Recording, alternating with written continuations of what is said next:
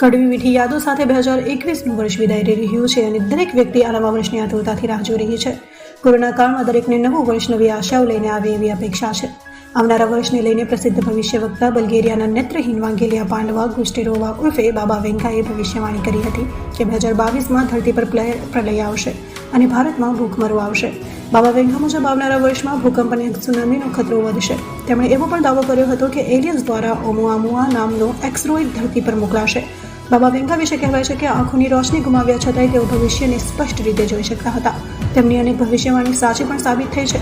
વેંગા બાબાનું 1996માં નિધન થયું હતું. તેમની ભવિષ્યવાણી ક્યાંય લખેલી નથી, પરંતુ કહેવાય છે કે પોતાના અનુયાયીઓને તેમને મૌખિક રીતે આ ભવિષ્યવાણીઓ વિશે જણાવ્યું હતું.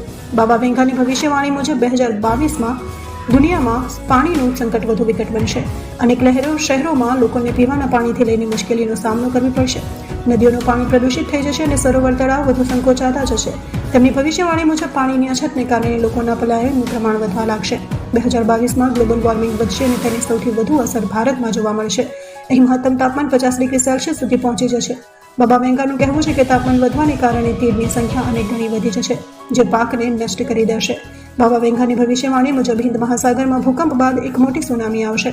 આ સુનામી ઓસ્ટ્રેલિયા, ન્યૂઝીલેન્ડ, ઇન્ડોનેશિયા અને ભારત સહિત અનેક દેશોના દરિયાકાંઠાના વિસ્તારોને પોતાની ઝપેટમાં લઈ લેશે.